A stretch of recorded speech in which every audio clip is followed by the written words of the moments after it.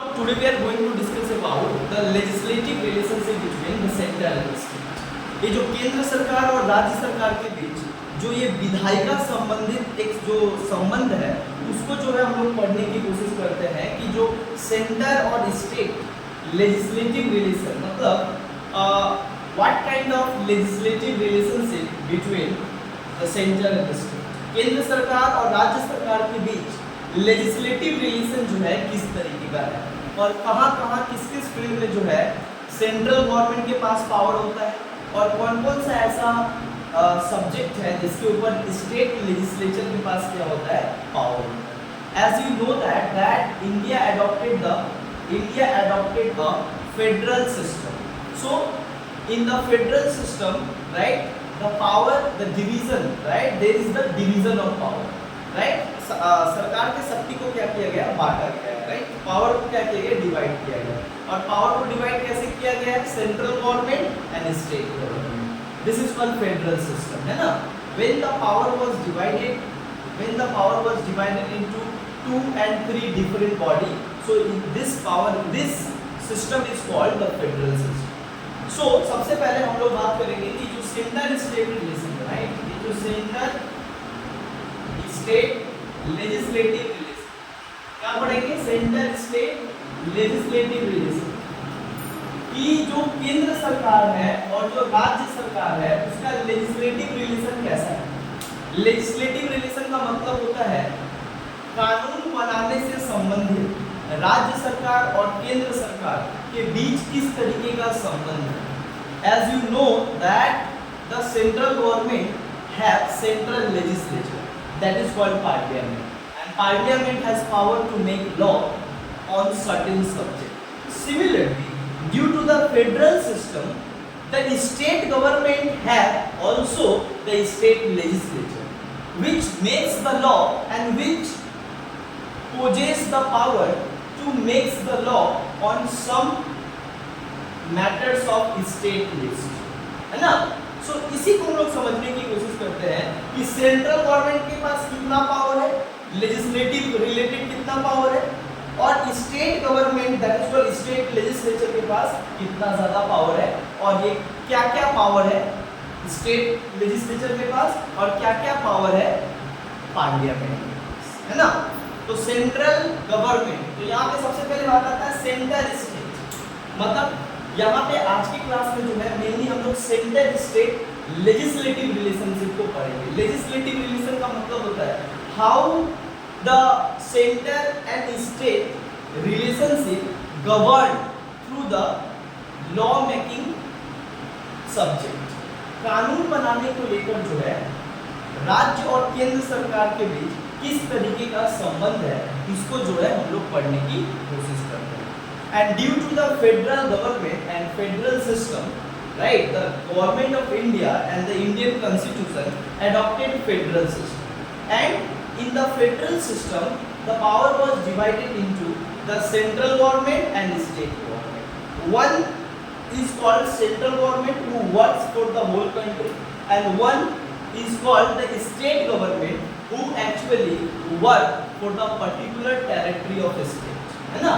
राज्य जो है अपने राज्य सरकार बेसिकली काम करता है राज्य के लिए, जितना राज्य मतलब जो राज्य होता है उसके लिए काम करता है और जो केंद्र सरकार होता है वो पूरे देश के लिए काम करता है। पूरे देश का देखरेख करने का जिम्मा, देश को चलाने का जिम्मा सेंट्रल गवर्नमेंट के पास होता है, जबकि स्टेट गवर्नमेंट के पास क्या होता है, अपने स्टेट को हैंडल करना और मैनेज करना ही स्टेट गवर्नमेंट का मेन काम होता है। बट दोनों के पास पावर होता है कानून बनाने का। तो वही आज हम लोग समझते हैं कि दोनों के पास जो पावर होता है कानून बनाने का, किसके पास कितना ज़्यादा पावर होता है और दोनों के पास कौन कौन सा सब्जेक्ट में कानून बनाने का पावर होता है। और सम टाइम यहाँ पे कहा जाता है, क्यों कहा जाता है कि central legislature possess extraordinary power than the state legislature on making law on the several subject. कुछ ऐसा सब्जेक्ट होता है जिसके ऊपर सेंट्रल लेजिस्लेचर का दबदबा चलता है, जबकि स्टेट लेजिस्लेचर के पास भी पावर है कानून बनाने का, लेकिन कुछ ऐसा सिचुएशन है जहां पे स्टेट के लिए भी कानून कौन बनाता है, सेंट्रल लेजिस्लेचर, इसका मतलब पार्लियामेंट कानून बनाता है, एक स्टेट के लिए भी कानून कभी कभी पार्लियामेंट बनाता है। इन सभी मैटर्स को जो है हम लोग बारीकी से जो है समझने की कोशिश करेंगे। सबसे पहले ध्यान देखो, जो सेंट्रल स्टेट लेजिस्लेटिव रिलेशन का जो बात है, ये हमारे भारत के संविधान पार्ट 9 में कहा गया है। इसमें कहा गया है पार्ट 9 में जो है बेसिकली किसके बारे में बताया गया है, central state legislative relation is mentioned in the part 9 of the constitution under article 245 to 255, under article 245 to 255, 245 article से लेके 255 तक सेंट्रल स्टेट लेजिस्लेटिव रिलेशन के बारे में बताया गया है कि किस तरीके से केंद्र सरकार और राज्य सरकार के बीच एक विधायिका संबंध होता है। Right, there is a cooperation between the centre and state on the matters of the law making. कानून बनाने को लेकर भी जो है राज्य सरकार और केंद्र सरकार के बीच क्या होता है, एक बैलेंस होना जरूरी है। और यही उद्देश्य से जो है भारत के संविधान में जो है इसको लिखा गया है कि राज्य सरकार और केंद्र सरकार जो है भले अलग अलग सरकार हो, उससे मैटर नहीं करता है, बट मैटर ये करता है कि फेडरल सिस्टम अच्छे से रहे और देश और राज्य अच्छे से आगे बढ़े, शांति आए, वहाँ पे कल्याण हो। इसके लिए जरूरी है कि राज्य सरकार और केंद्र सरकार के बीच क्या हो, कोऑपरेशन हो। कोऑपरेशन मतलब आपसी सहयोग हो। ऐसा ना हो कि राज्य सरकार कुछ और कर रहा है और केंद्र सरकार कुछ और कर रहा है, तो क्या होगा, ज्यादा तरक्की नहीं होगा और हमेशा क्या होगा, कॉन्फ्लिक्ट होगा, है ना। ये कॉन्फ्लिक्ट ना हो, इसके लिए जो है ये कॉन्स्टिट्यूशन में साफ साफ लिख दिया गया है कि सेंट्रल गवर्नमेंट के पास कितना पावर है कानून बनाने को लेकर, और स्टेट गवर्नमेंट के पास कितना पावर है कानून बनाने को लेकर, ताकि कोई किसी के बाउंड्री में ना घुसे, कोई किसी के काम में अड़चन ना बने।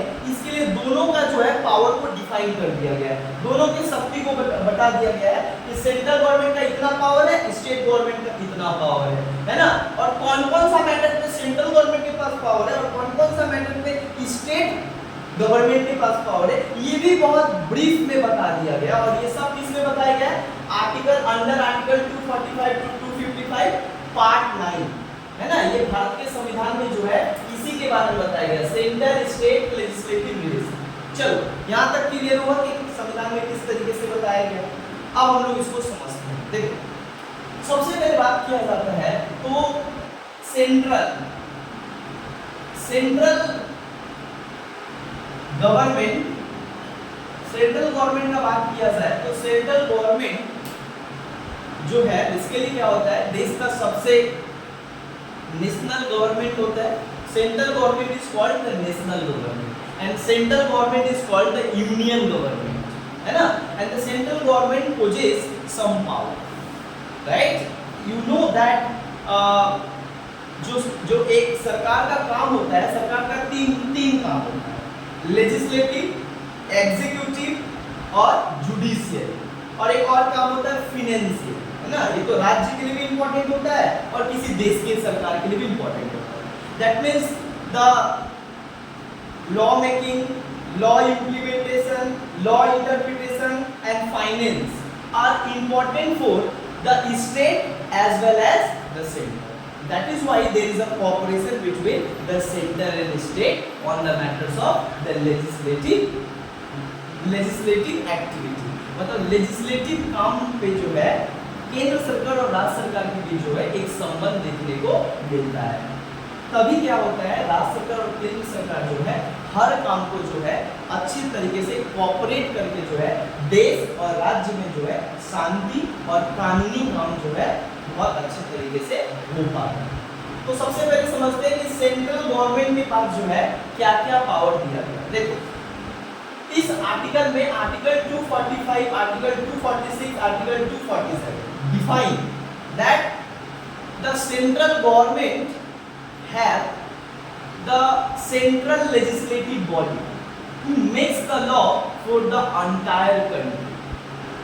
ध्यान दो क्या बोला कि जो सेंट्रल गवर्नमेंट होता है उसका क्या होता है, कानून बनाने वाला बॉडी होता है।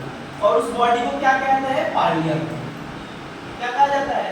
पार्लियामेंट। इसको कहा जाता है सेंट्रल लेजिस्लेटिव बॉडी।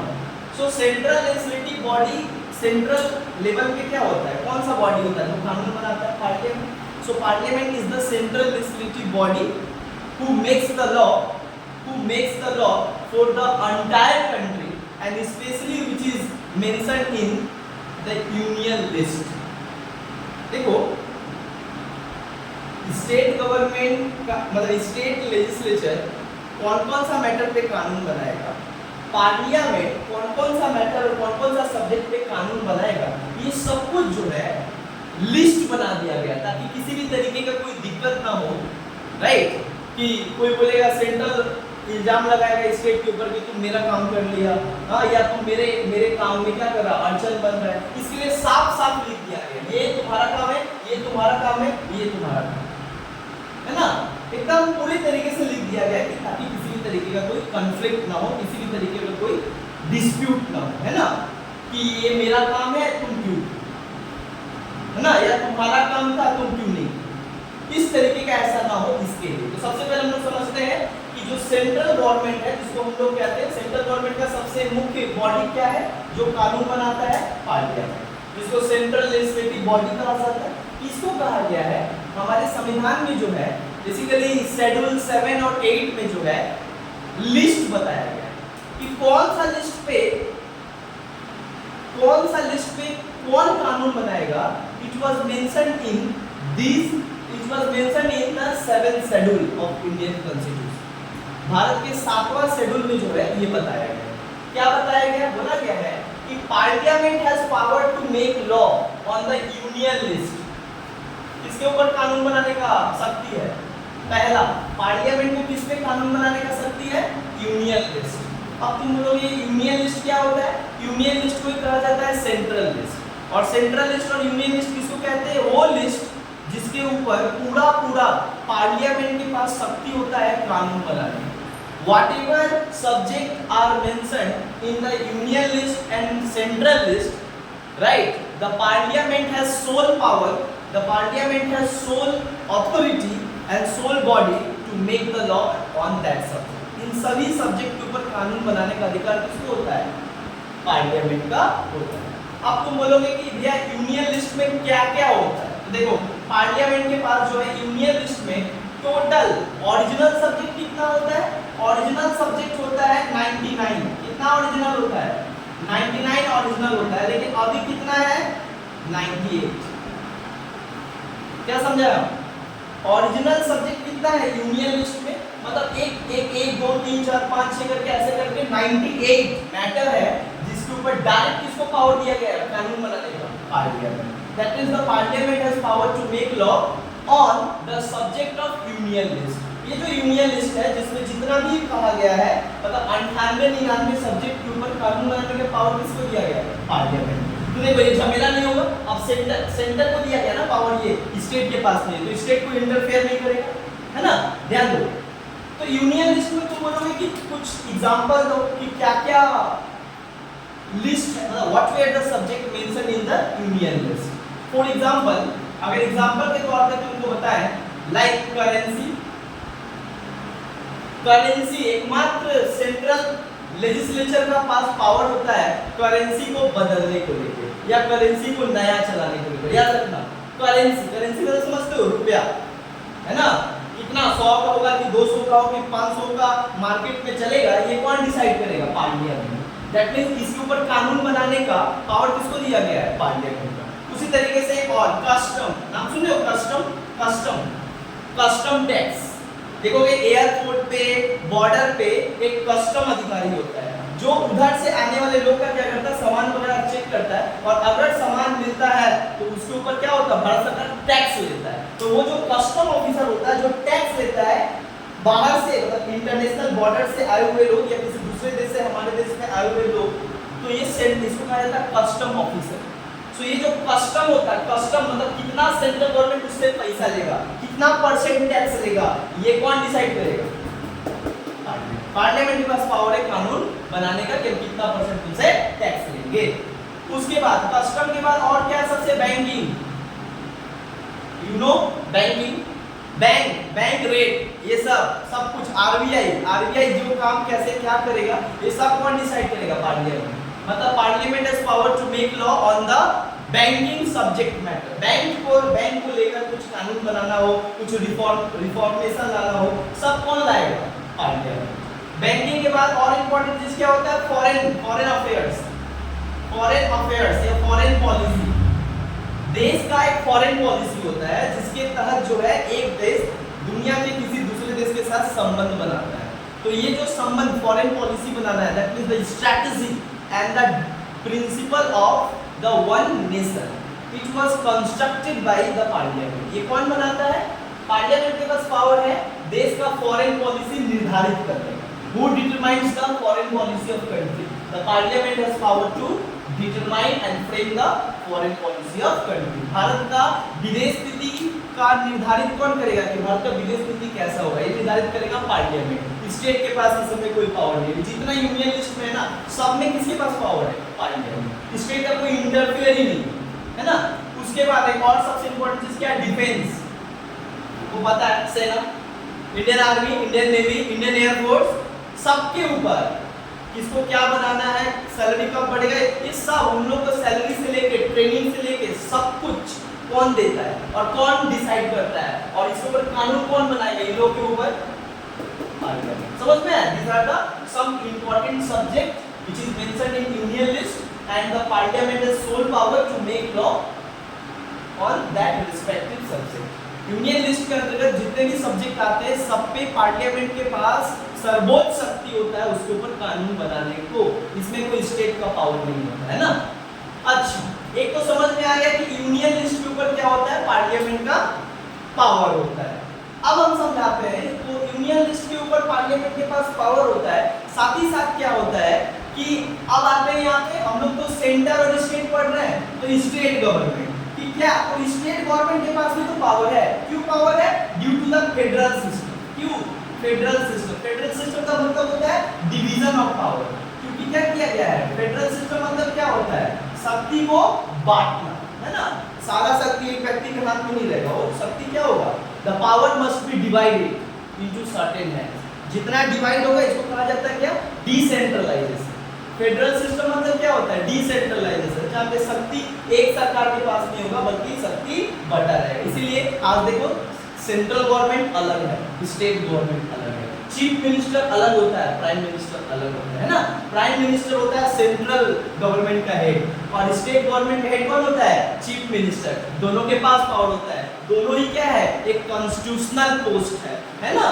दोनों के पास पावर दिया गया है। क्यों पावर दिया गया है? Due to the federal system, due to the division of power. तो हम समझते हैं कि स्टेट गवर्नमेंट के पास भी पावर होगा कानून बनाने का। जब अगर पार्लियामेंट के पास है तो वही ना पावर बांटा गया है, तो स्टेट गवर्नमेंट के पास भी किसी के पास पावर दिया होगा। यस, कॉन्स्टिट्यूशन में मेंशन किया गया है कि state government have a legislative body and that body is called state legislature. क्या कहा जाएगा इसको? State legislature. जैसे कि सेंट्रल गवर्नमेंट का कानून बनाने वाला कौन सा बॉडी है? पार्लियामेंट। उसी तरीके से स्टेट गवर्नमेंट का, और एक स्टेट के लिए कौन कानून बनाएगा? उस स्टेट में ही एक क्या होता है? संगठन होता है। जिस संगठन का नाम क्या है? जिस बॉडी का नाम क्या है? स्टेट लेजिस्लेचर, है ना। Every state has state legislature, right, and they have power to and it have power to make the law for their own state. अपने स्टेट के लिए कानून बनाने का पावर होता है, उसको पार्लियामेंट से कानून बनाने की जरूरत नहीं है। हमारा देश, हमारा राज्य, हम अपने तरीके से कानून बनाएंगे अपने राज्य, है ना। अब ये जो स्टेट लेजिस्लेचर है इसको भी पावर दिया गया है। कॉन्स्टिट्यूशन क्या बोला है कि देखो state legislature has also separate power and also some power, right.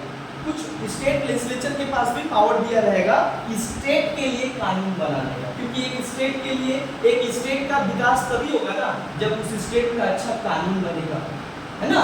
So law जो है एक बहुत पॉजिटिव रोल प्ले करता है समाज में। तो स्टेट लेजिस्लेचर के पास भी शक्ति होता है कानून बनाने का। तो स्टेट लेजिस्लेचर किसके ऊपर कानून बनाएगा? ये भी मेंशन है शेड्यूल 7 में। क्या मेंशन है? State list. कौन सा लिस्ट में कानून बनाने का पावर दिया गया किसको? State legislature. State legislature, each state legislature has power to make law on the state list. Whatever subject mentioned in state list, in this list only the state legislature has sole power to make law. Parliament के पास generally सामान्यतः parliament के पास जो है किसी राज्य के लिए मतलब स्टेट लिस्ट के अंतर्गत जितने भी जो विषय आते हैं उसके ऊपर पार्लियामेंट के पास पावर नहीं होता है कानून बनाने का। जनरली सामान्यतः नॉर्मल कंडीशन है ना। अब जो है ये जो स्टेट लिस्ट है, ये स्टेट लिस्ट में कितना सब्जेक्ट है? ओरिजिनली ध्यान दो, ओरिजिनली है 66 और एट प्रेजेंट कितना है? 59। सो ओरिजिनली कितना है? 66 और एट प्रेजेंट कितना है? 59। ओरिजिनली 66 को है, ऐसे 59 का जो है most important matters mention in state. अब तुम बोलोगे जो 59 सब्जेक्ट होता है इसके ऊपर क्या किसका अधिकार होता है कानून बनाने का? पूरा अधिकार किसके पास होता है? State legislature. अब पार्लियामेंट इसमें नहीं आ सकता। सुनो, एक बार जब पार्लियामेंट कानून बना रहा था तो चुपचाप से स्टेट बैठा हुआ था क्योंकि स्टेट का उसमें शक्ति ही नहीं दिया गया, पावर ही नहीं है तुम्हारे पास। तो उसी तरीके से जब स्टेट लेजिस्लेचर को पावर है स्टेट लिस्ट पे कानून बनाने का तो पार्लियामेंट इसमें इंटरफेयर नहीं करेगा, है ना। ये स्टेट लेजिस्लेचर स्टेट लिस्ट में क्या क्या सब्जेक्ट मेंशन किया गया है जिसके ऊपर स्टेट लेजिस्लेचर कानून बनाता है? देखो सब एग्जांपल देते हैं, इसका भी एग्जांपल देते हैं। फॉर एग्जांपल सबसे इंपॉर्टेंट चीज क्या होता है? स्टेट का हेल्थ। अच्छा, हेल्थ के ऊपर इसलिए देखोगे हेल्थ के ऊपर वेस्ट बंगाल में क्या है? एक बनाया गया है ना हेल्थ सिस्टम के ऊपर कानून, लॉ बनाया गया हेल्थ के ऊपर। देखोगे हर एक स्टेट में स्टेट का सबसे मेन सब्जेक्ट क्या होता है जिसके ऊपर स्टेट लेजिस्लेचर कानून बनाता है? हेल्थ। मतलब स्टेट लिस्ट के अंतर्गत वो कौन सा विषय आता है जिसके ऊपर स्टेट लेजिस्लेचर को पावर होता है कानून बनाने का? सबसे पहला सब्जेक्ट क्या होता है? हेल्थ। दूसरा सब्जेक्ट क्या होता है? पुलिस। तीसरा क्या होता है? Public order. तुम बोलोगे पब्लिक ऑर्डर क्या है? पब्लिक ऑर्डर मतलब पब्लिक लॉ, अपने लोगों को नियंत्रण में रखने के लिए तुम कोई कानून बना सकते हो, है ना, पब्लिक ऑर्डर। उसके बाद फिशिंग, फिशिंग मतलब मछली पालन, मत्स्य अगर हो रहा है तो उसको लेकर तुम कानून बना सकते हो। तुम अपने जो मत्स्य जो फिशिंग करते हैं उनको कितना महीना देंगे, सरकार अपना बना सकता है, वेस्ट बंगाल गवर्नमेंट, है ना। दूसरा फिशिंग के बाद एग्रीकल्चर, हमारे बंगाल में चावल होता है तो ये बंगाल गवर्नमेंट क्या करेगा? कानून बनाएगा कि हम किसानों को कितना पैसा देंगे और उनसे कितना पैसे में अनाज खरीदेंगे, है ना। बट एक बात याद रखना, ये सारा एग्जांपल किसका है? स्टेट लिस्ट में। और स्टेट लिस्ट में पूरा कानून बनाने का शक्ति किसको पावर दिया गया संविधान के द्वारा? State legislature. सो ये जो स्टेट लेजिस्लेचर इन सभी चीज के ऊपर जो कानून बनाता है, राइट, ये सभी चीजों के ऊपर जो कानून बनाता है तो स्टेट लेजिस्लेचर का इसके ऊपर पूरा तरीके से क्या है? Sovereign authority. The state legislature has full authority to make the law whatever mention in the state list. Understand? ये क्लियर हुआ कि स्टेट गवर्नमेंट के पास कहां पावर है कानून बनाने का? तो स्टेट गवर्नमेंट का पावर किसके ऊपर है कानून बनाने का? स्टेट लिस्ट के अंतर्गत। क्लियर? सेंटर का सेंट्रल लिस्ट या यूनियन लिस्ट और स्टेट का स्टेट लिस्ट। अब बात बट रिलेशन कहां हुआ? रिलेशन तो अभी तक हुआ। रिलेशन कब होता है? जब दो लोग मिलते हैं, मतलब मैनेज करते हैं, कोऑपरेट करते हैं। यहाँ पे तो कोऑपरेशन हो ही नहीं रहा, सब अपना अपना, सबका मैटर अलग है, सब अपना अपना कर रहे हैं। कोऑपरेशन है तीसरा वाला चीज। अब देखो तीसरा, ये पहला हो गया, ये दूसरा हो गया। अब ये जो तीसरा है इसी में क्या है? स्टेट और सेंटर क्या हो रहा है? दोनों एक दूसरे को कोऑपरेट कर रहे हैं। और इसी में क्या होता है? इसको कहा जाता है कि parliament and state legislature both have similar power, right? Both have similar power to make a law on some subject which is important, which is equally important for both as well as state as well as for center। मतलब कुछ ऐसा ना matter होता है जो राज्य के लिए भी इंपॉर्टेंट है और केंद्र के लिए भी इंपॉर्टेंट है। उसमें क्या होगा? केंद्र बोलेगा हम बनाएंगे, स्टेट बोलेगा हम बनाएंगे। तो इसके लिए संविधान क्या बोला? दोनों मारा पीटी अपने में ना करे क्योंकि दोनों के पास पावर है, तो मारा पीटी ना हो इसके लिए क्या किया जाए?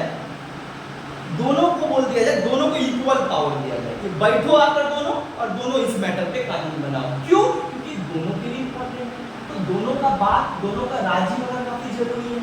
सो इसी को कहा जाता है, जिसके ऊपर पार्लियामेंट और state legislature both have power to make a law and that subject is called concurrent subject। क्या कहा जाता है? हिंदी में इसको कहते हैं समवर्ती सूची, और इंग्लिश में कहते हैं कौन सा ऐसा लिस्ट है जिसके ऊपर सेंट्रल लेजिस्लेचर और स्टेट लेजिस्लेचर दोनों मिलकर कानून बनाता है। Which list?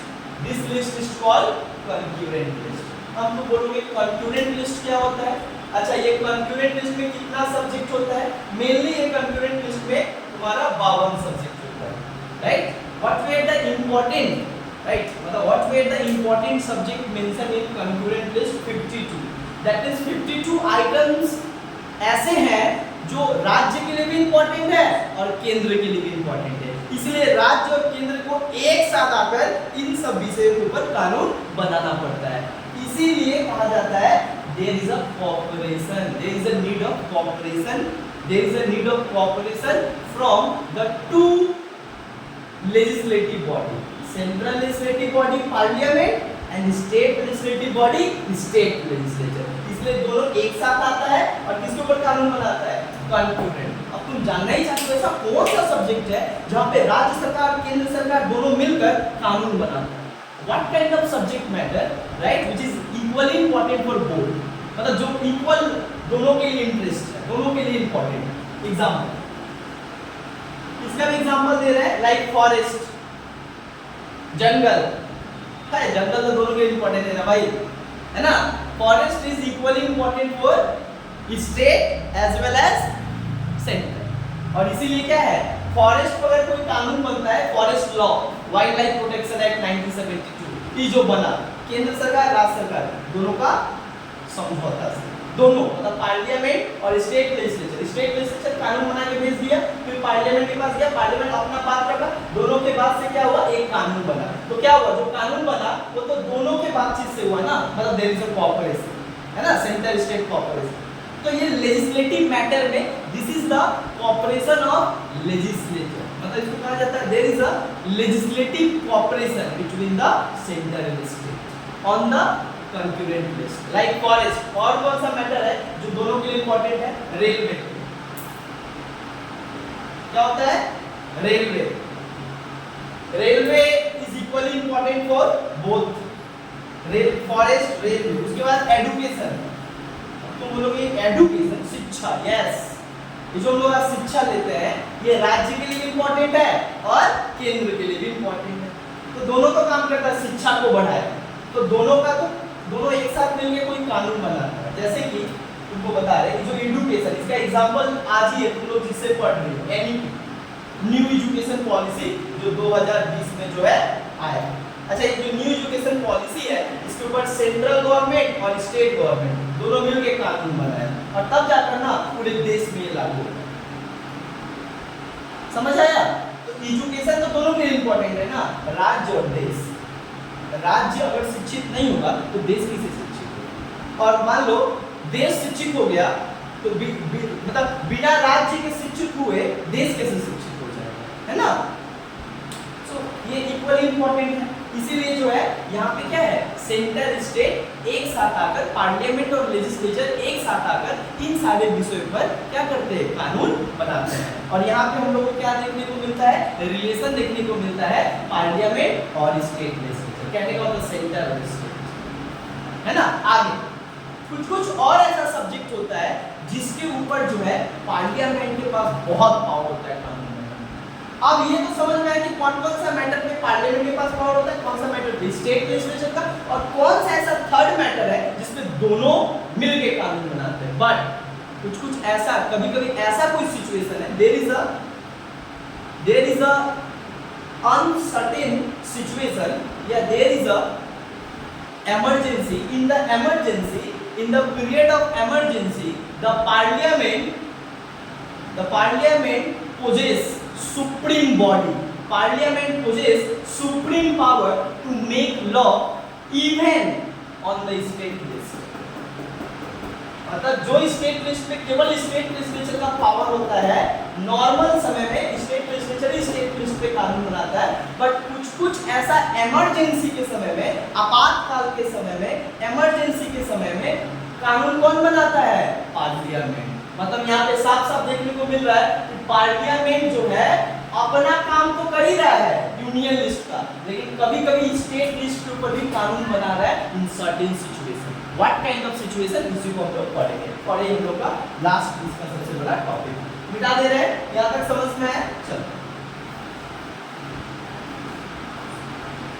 अब ध्यान दो कि वो कौन सा मैटर है जिसके ऊपर पार्लियामेंट के पास जो है इनफ पावर है, मतलब parliament possess extraordinary power in certain situation in which the parliament exercise the superior power, that is parliament exercise the extraordinary legislative power and it makes a law for the state, है ना? कौन सा situation? Parliament, जिसको central legislature कहा जाता है, Parliament possess superior या supreme authority to make law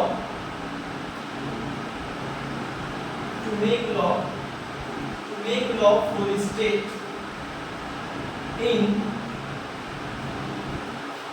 certain situation. मतलब कुछ ऐसा सिचुएशन आता है जहां पे पार्लियामेंट जो है वो राज्य के लिए भी क्या करता है? कानून बनाता है ना? इसका मतलब क्या है? पार्लियामेंट राज्य के काम में इंटरफेयर कर रहा है, और इंटरफेयर ही नहीं कर रहा है बल्कि बहुत डोमिनेंट रोल निभा रहा है ना? राज्य का काम है ये, अब तुम जाकर काम कर रहे हो, इसका मतलब क्या हो रहा है? अपना पावर शो कर रहे हो। ये पावर है तब ना शो कर रहे हो। तो तुमको लगता है कल ही परसों चीफ मिनिस्टर, हम लोग के जो चीफ मिनिस्टर है वो किस तरीके से जो है सेंट्रल को जो है अटैक की, इसी बात पे कि कस्टम तुम्हारा है, बॉर्डर तुम्हारा है, आर्मी तुम्हारा है, घुसपैठ अगर हो रहा है तो who will take responsibility? You have to take responsibility because these subjects are come under central subject. तो पढ़े लिखे होने से तुमको समझ में आएगा कि कोई बात क्यों ऐसे कह रहा है ना? अब जो ये बात कहा गया, ये बात तो सही है कि कस्टम सेंट्रल गवर्नमेंट का है, बॉर्डर सेंट्रल गवर्नमेंट का है, अभी पढ़ा है, army navy air force central government का है, तो जो बॉर्डर का रक्षा करना किसका है? तुम्हारा है। तो फिर घुसपैठ हो रहा है तो कौन रिस्पॉन्सिबल है? जो वहां पे अपॉइंटेड है, अपॉइंटेड कौन है? सेंट्रल इंसान, तो तुम्हारे से ना घुसपैठ हो रहा है। समझ में आ रहा है? चलो अब यहाँ पे पढ़ते हैं कि कौन कौन सा ऐसा सिचुएशन है और कौन कौन सा ऐसा परिस्थिति है जिस परिस्थिति में पार्लियामेंट जो है स्टेट डिसाइड पर भी कानून बना देता है। पहला, चलो ध्यान देना, पहला को कहा जा रहा है क्या? पहला को कहा जा रहा है when state legislature request, when state legislature request the parliament to make law, when state legislature request the parliament to make law on some essential subject for the state, when state legislature make a proposal, right, make a proposal to parliament and request from parliament कि आप जो है इसके ऊपर कानून बना दो। कभी कभी क्या होता है कि जो एक राज्य का जो विधान पालिका है, विधान पालिका मतलब स्टेट लेजिस्लेचर, वो खुद ही क्या करता है, एक बिल जो है पास करके वो पार्लियामेंट को भेज देता है और बोलता है कि ये मेरे को कानून बना। और ये पार्लियामेंट क्या करता है? कानून कैसे बनाता है? 2/3 मेजॉरिटी, मतलब पार्लियामेंट दिल्ली, वहां पे ये कानून जाता है तुम्हारा, और तुम्हारे लिए कानून कौन बनाता है? इस पार्लियामेंट। तो पहला कौन सा सिचुएशन है? जब राज्य खुद ही कहता है कि मेरे लिए कानून बना, है ना? It is a very peculiar process when the state right send a bill to the parliament and ask from parliament to make a law, है ना? जब स्टेट खुद ही क्या करता है, पार्लियामेंट को भेजता है और बोलता है कानून बना, तो उस टाइम में कौन बनाता है कानून? राज्य के लिए पार्लियामेंट।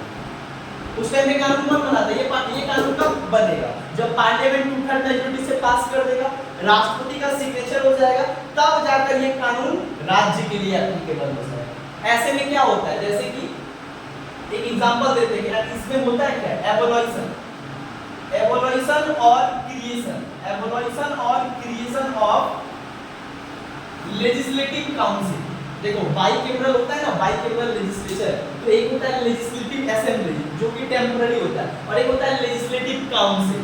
बट कोई राज्य अगर चाहता है कि मेरे देश में जो है केवल लेजिस्लेटिव असेंबली है, हमको काम का बर्डन बढ़ गया है, तो लेजिस्लेटिव काउंसिल की जरूरत है। तो लेजिस्लेटिव काउंसिल तो बनाना पड़ेगा ना अलग से। तो राज्य क्या करता है, वो सारा अपना लेजिस्लेचर से पास करवा देता है, वोट करवा के, और भेज किसको देता है? पार्लियामेंट, क्योंकि ये मैटर पार्लियामेंट में जाता है। पार्लियामेंट जब डिसाइड करेगा कि तुम बोल रहे हो कि बनाना, और पार्लियामेंट डिसाइड करेगा बनाए कि ना बनाए, उसके मन पे बना भी सकता है और नहीं भी बना सकता। मतलब एबोलिशन और creation of legislative council, right? Legislative council, this subject are sent to the parliament by the state government and ask from parliament to make a law. इसका वही मतलब होता है कि रिक्वेस्ट करता है कि भाई बना दो कानून, बट ये पार्लियामेंट के ऊपर डिपेंड करता है, वो रिक्वेस्ट को क्या करे? एक्सेप्ट करे। समझ में आया कि कौन सा सिचुएशन में पार्लियामेंट स्टेट के ऊपर क्या कर रहा है? हावी हो रहा है, कंट्रोल कर रहा है। दूसरा है आर्टिकल 249। क्या है? क्या है? आर्टिकल 249। देखो आर्टिकल 249 क्या कह रहा है? आर्टिकल 249 कह रहा है कि मान लो पूरे देश में क्या है? नेशनल इमरजेंसी लगा हुआ है। क्या लगा है? In the case of national emergency मतलब तुमको पता है, in the case of national emergency मतलब आर्टिकल 352 लगा हुआ है। मान लो China attacks on India, Bharat पे चाइना अटैक कर दिया है, अब अटैक करते ही भारत में क्या लग जाता है? National emergency. आर्टिकल 352 प्रेसिडेंट कह देते हैं नेशनल इमरजेंसी, और नेशनल इमरजेंसी जब लगता है तो 2800 स्टेट का जो पावर होता है वो कहाँ चल जाता है? सेंट्रल गवर्नमेंट के पास चल जाता है। मतलब सारा स्टेट का पावर क्या हुआ? खत्म हो गया। बट एक स्टेट में जो है बहुत इमीडिएट कोई लॉ बनाना बहुत जरूरी है, क्योंकि वहां पे अलग दंगा हो गया है, या वहां पे क्या है, कुछ इशू हो गया है। मतलब एक स्टेट के लिए इमीडिएट कानून बनाना जरूरी है।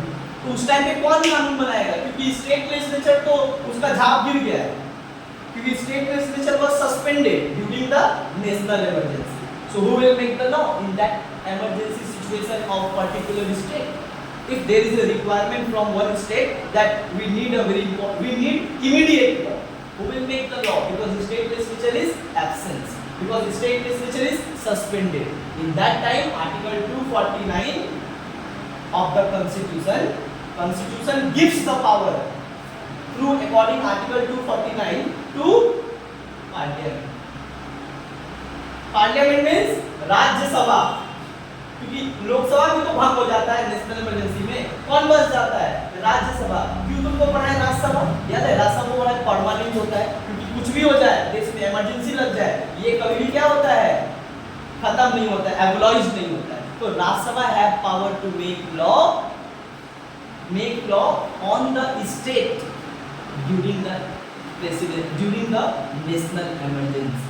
राष्ट्रीय आपातकाल के समय अगर किसी राज्य के लिए क्या होता है, कोई कानून जरूरी होता है, तो उस टाइम क्या होता है? राज्यसभा आर्टिकल 249 के तहत कानून उस राज्य के लिए बनाता है।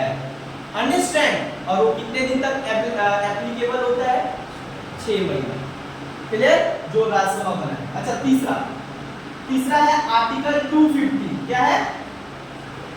आर्टिकल 250।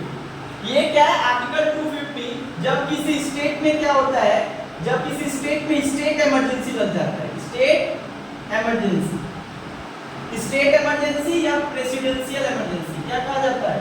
Presidential emergency. जब किसी स्टेट में स्टेट इमरजेंसी या उसी को कहा जाता है अलग नाम से प्रेसिडेंशियल इमरजेंसी, और ये कब लगता है? आर्टिकल 356 के तहत। कब लगता है? आर्टिकल 356 के तहत। किसके द्वारा हो लगता है? प्रेसिडेंट के जरिए। When president proclaim state emergency and presidential emergency on that state, right? अगर किसी एक स्टेट पे राष्ट्रपति क्या करते हैं, सपोज दैट वेस्ट बंगाल, अगर राष्ट्रपति क्या करते हैं, यहाँ पे राष्ट्रपति शासन लगा देते हैं, तो यहाँ पे क्या होता है? State government and state legislature suspend. पर ये कब लगता है? किसी राज्य में प्रेसिडेंशियल इमरजेंसी कब लगता है? ये आर्टिकल 356 के तहत राष्ट्रपति लगाते हैं। लगाने का विधि क्या है कि अगर एक स्टेट में लॉ एंड ऑर्डर अगर मेंटेन नहीं हो रहा है, दंगा हो रहा है और वहां का पुलिस हाथ पे हाथ धरे बैठा हुआ है, लोग को मारा जा रहा है, काटा जा रहा है, लॉ एंड ऑर्डर पूरी तरीके से बिगड़ गया है, संविधान के अनुसार काम नहीं हो रहा है, उस टाइम वहां पे लॉ एंड ऑर्डर को मेंटेन करने के लिए एक स्पेशल मेथड यूज करता है प्रेसिडेंट, जिसको कहा जाता है प्रेसिडेंशियल इमरजेंसी। और जैसे इस स्टेट में इसमें यहाँ पे प्रेसिडेंशियल इमरजेंसी लगता है, सारा स्टेट का जितना भी स्टेट गवर्नमेंट होता है वो क्या होते हैं? सस्पेंड हो जाते हैं, और ये डायरेक्ट इसके अंडर में चल जाता है सेंट्रल गवर्नमेंट, और यहाँ पे सेंट्रल गवर्नमेंट इसको चलाने लगता है। तो उस टाइम यहाँ पे अगर कोई कानून बनाना हो तो कौन कानून बनाएगा? Parliament. So Article 250 gives the power to the Parliament to make law for the state, right, during the presidential emergency.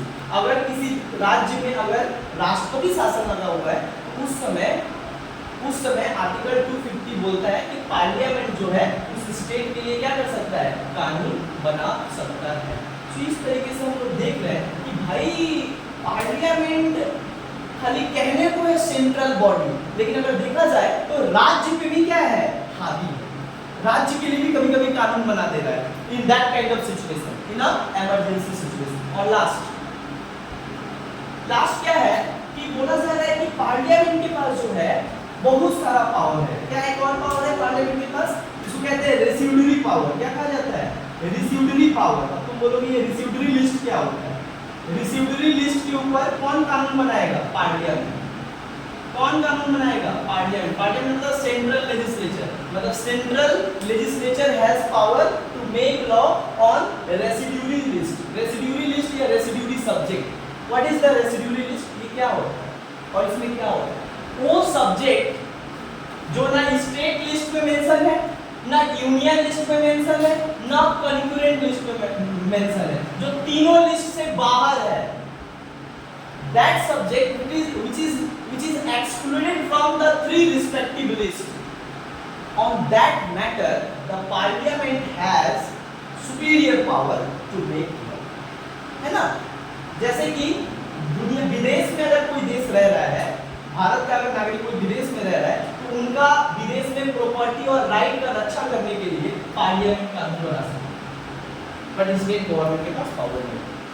और रेसिड्यूरी सब्जेक्ट मतलब कुछ ऐसा मैटर जो तीनों लिस्ट में नहीं है, नया मैटर है जो तीनों लिस्ट में लिखा नहीं गया है। हाँ, यस, वेरी गुड। जैसे कि ड्यूरिंग कोविड-19 उस समय सारा गवर्नमेंट ये कर रहा है, लॉकडाउन दिस दैट। ये लॉकडाउन तो बेसिकली गवर्नमेंट कर रहा है ना, सेंट्रल गवर्नमेंट कर रहा है, इसी का रेसिड्यूरी लिस्ट। और ये आउटसाइड लिस्ट होता है, मतलब आउटसाइडर सब्जेक्ट होता है तीनों से। उस लिस्ट पे जो भी ये तीनों से अलग सब्जेक्ट होगा उसके ऊपर कानून कौन बनाएगा? पार्लियामेंट। समझ में आ रहा है? इस तरीके से देखा जा रहा है कि पार्लियामेंट का जो कंट्रोल है, सेंटर स्टेट रिलेशन है, लेकिन central legislature control the state legislature in some situation. But एक और मैटर है जहाँ पे सेंटर स्टेट कोऑपरेशन देखने को मिलता है। एक को कंकरेंट लिस्ट देखो, और ये कौन सा मैटर है? This is the most important. इसको कहा जाता है 101 अमेंडमेंट एक्ट 2016 में गवर्नमेंट क्या लाया, जीएसटी लाया, good service tax, good service tax लाया। और इसके ऊपर बोला कि जो जीएसटी है वो लाया कौन, सेंट्रल गवर्नमेंट। और इसमें बोला गया कि नहीं, स्टेट गवर्नमेंट की जो है इस जीएसटी, एक होगा सेंट्रल जीएसटी, देखो तो कभी खाने जाना रेस्टोरेंट वहां आपको बिल मिलेगा, central GST, state GST, integrated GST, 16 हमारा टैक्स कट है ना। तो ये जो जीएसटी लाया, कौन लाया, 101st अमेंडमेंट एक्ट के जरिए 2016 में इसको संविधान में जोड़ दिया गया और कहा गया कि जीएसटी के ऊपर सेंट्रल गवर्नमेंट और स्टेट गवर्नमेंट और सेंट्रल गवर्नमेंट दोनों मिलकर कानून बनाएगा। मतलब GST is the subject of the concurrent list in which the centre and state both have a equal power to make law, क्योंकि tax is equally important for state as well as centre. Tax नहीं लेंगे तो देश कैसे चलेगा, और tax नहीं लेंगे तो राज्य कैसे चलेगा, सड़क कैसे बनेगा, स्कूल कैसे बनेगा, हॉस्पिटल कैसे बनेगा। सो टैक्स लेना दोनों के लिए इंपॉर्टेंट है। ये मैटर में क्या होता है, देखा जाता है there is a close relation, there is a close connection of central government and state. So overall पूरा पढ़ने के बाद हम लोग ये कह सकते हैं कि सेंट्रल गवर्नमेंट और सेंटर स्टेट लेजिस्लेटिव जो रिलेशन है वो काफी ज्यादा क्या है, कोहेशन से भरा हुआ है, कॉन्फ्लिक्चुअल रिलेशन है, and there is little bits cooperative relation. ये पूरा तरीके से नहीं कह सकते कि सेंटर स्टेट का जो रिलेशन है बहुत अच्छा है। इतना सारा बांटने के बाद और इतना सारा अलग अलग करने के बावजूद भी क्या है, there is a regular conflict, हमेशा कॉन्फ्लिक्ट देखने को मिल रहा है। और इसका बेस्ट एग्जांपल है West Bengal and central government. कभी ऐसा नहीं होता है कि पश्चिम बंगाल स्टेट गवर्नमेंट के साथ कोऑपरेट करे किसी मैटर में, है ना। सो देखा जा रहा है भाई अपना अपना स्टेट का पावर है, काहे तुम्हारा से बात करें, हमारे पास पावर नहीं है ना, है ना। यही होता है ना, स्टेट गवर्नमेंट अपने आप को सोचता है कि हम तुमसे कमजोर नहीं, क्योंकि हमारे पास भी सोवरेन पावर है ना, संविधान के द्वारा दिया गया पावर है। अब सेंट्रल गवर्नमेंट भी बोलता है कि हमारे पास भी संविधान के द्वारा दिया गया पावर है ना। Thank you.